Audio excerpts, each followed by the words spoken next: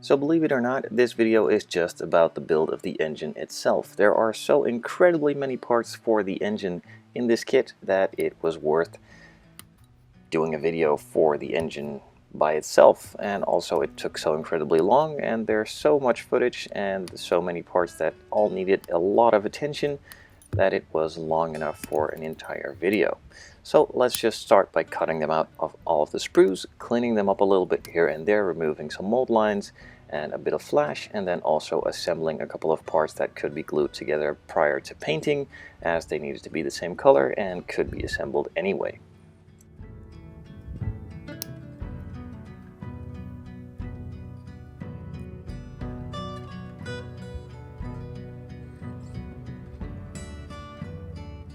So after I spent a couple of hours cleaning up all of those parts for the engine and some for the chassis as well, they were all moved into the primer stage and then also painted in various different colors. Now there are a couple of parts you see here that are used for the chassis, which won't really be shown in this video but will be shown in the next when I finish the chassis and also the entire build hopefully. But those needed to be painted anyway, so I figured why not do it at the same time.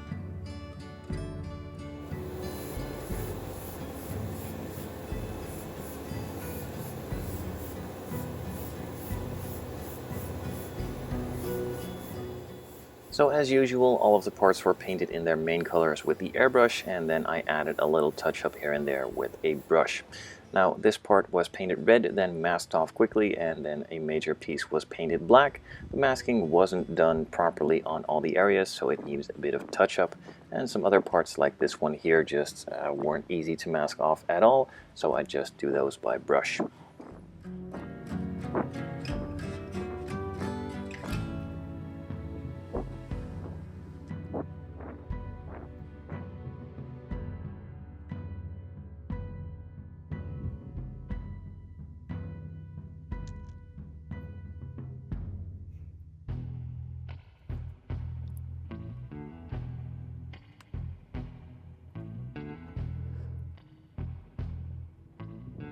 As you're probably aware of it by now, this kit is super detailed, and even a lot of the bolts are molded in on the engine parts, so those also got a bit of attention with some silver paints.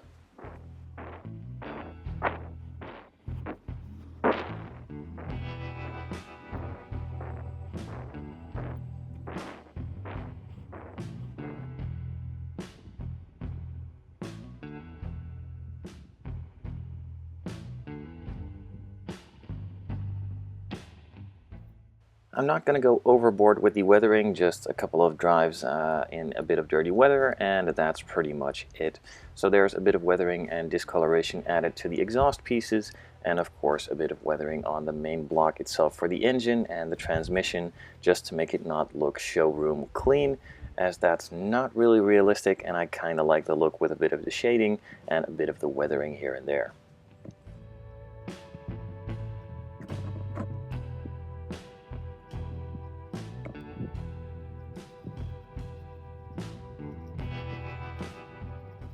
With that said, that's pretty much it for the painting, detailing, and weathering. So now I can just start assembling, and I'll leave you to it for a while.